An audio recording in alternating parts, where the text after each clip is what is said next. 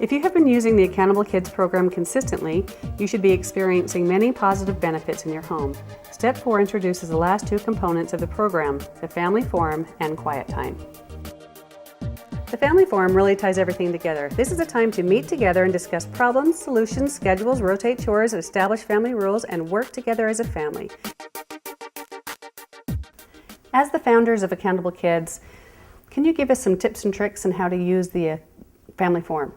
The Family Forum is an important tool because it really ties the whole program together. It allows us to evaluate how we're doing every week and make any adjustments that we need to at that time. Some of the things that we do is try to keep it short. You know, it doesn't need to be something that's long and overbearing. You want to get everybody involved. That's why with the Family Forum, there's a board, everyone has a name tag, everyone has a job. That way you're getting everybody involved. It's not just mom and dad, you know, sitting there dictating what's going to happen. It's everybody's involved. Everyone has a role to play. And one of the other things is you want to do it consistently. You want to meet each week. You know, it doesn't always have to be overly formal, but it's important that it happens each week so that if issues are arising or something needs to be adjusted or adapted, it can be done on a regular basis, and that keeps the whole thing flowing. The Family Forum has really helped bring everything together, and I saw that you offer a Family Forum board. How does that work? The Family Forum is a fun accessory that you can add to the Accountable Kids program. This is a board that helps get the kids involved in your family meeting. So now it's just not mom and dad calling the kids and having them come to the meeting and mom and dad are the ones talking and in charge of everything. The Family Forum board comes with these little name cards that hang on the pegs, and each week these can rotate.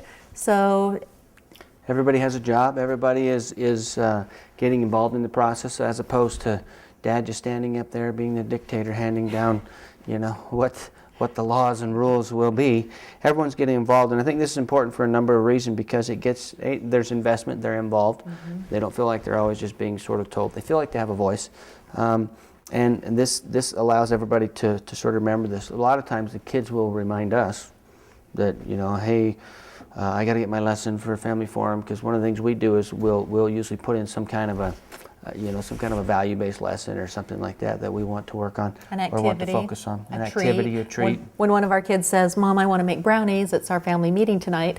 Once the brownies are made, we're going to have our family meeting. Yeah. So there's a peg for somebody to open the meeting. That might be any way that your family wants to open it. Could be with a prayer or a song. There's a card for closing the meeting, treats, activity, and then typically one parent heads up the family meeting. So a parent or grandparent is in charge of conducting the meeting and just helping it to go smoothly so that... being kind of the moderator, maybe. Right. So our family meeting has been a great opportunity to sit down and discuss different things. Do you have any tips for scheduling and making this an easier process? In our house, we have a large calendar in the kitchen. I think there's a cork board and a whiteboard next to it, so that's kind of the command center for our house. My wife will frequently remind me that if it's not on the calendar, it's not happening. And so that's something that we use to kind of be aware of where everyone's going. There's days where I'm busy and I get up and I'll run off to work and I come home and it's 5:30, 6 o'clock and I'm in an empty house wondering, where is everybody? You know, this keeps that from happening because we know where everybody's at, if there's an event coming up, if the kids need money for a certain thing.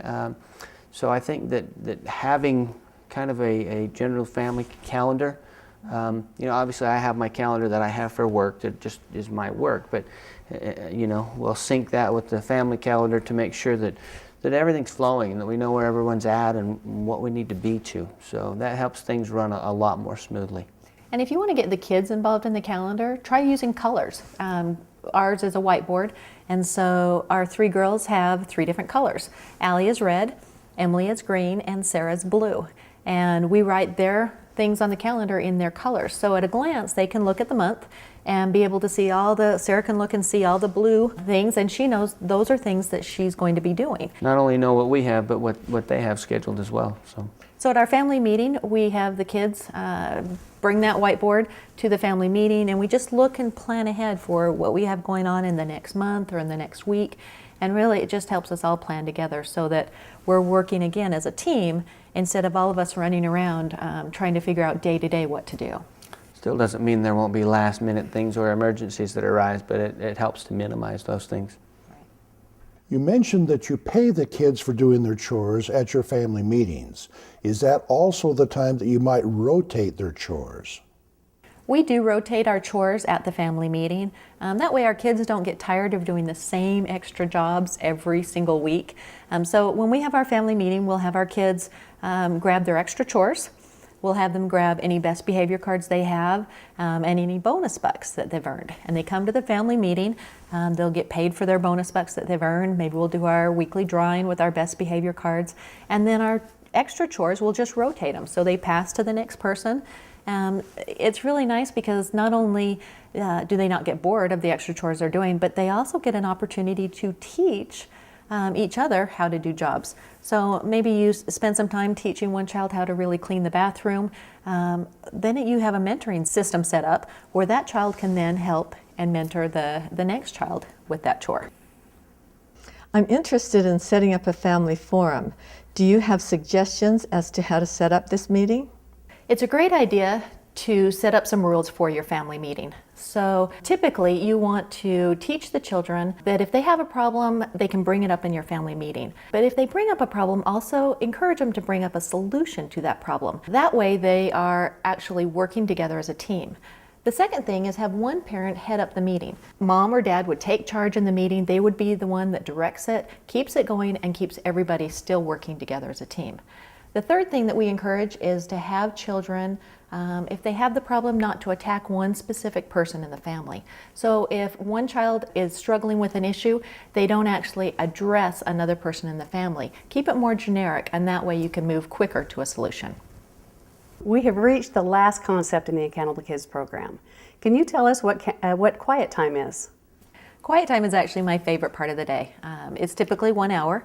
It's just a time to relax and have a little break from the day. It might be reading, might be playing a game quietly on the bed. The idea though is just to kind of just bring it down a little bit, something with low stimulus. So avoid things like video games, computer and TV time during quiet time.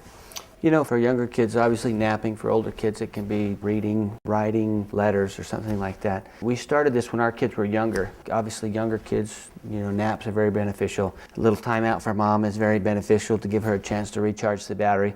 But some of the benefits we've realized from this as our children have gotten older is that they have the ability to develop self-soothing skills.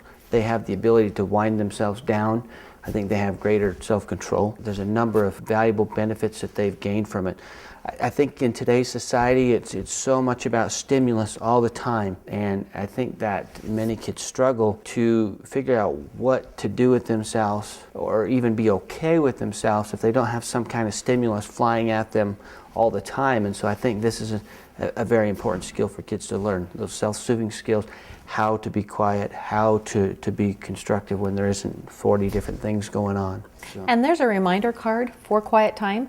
So younger kids who are napping, after they finish their nap, they can flip it to the finished peg, and then they could go and earn their ticket and do an activity. For the older kids, it might be quiet time right before bedtime. So the kids are reading and learning to just calm themselves down before bedtime.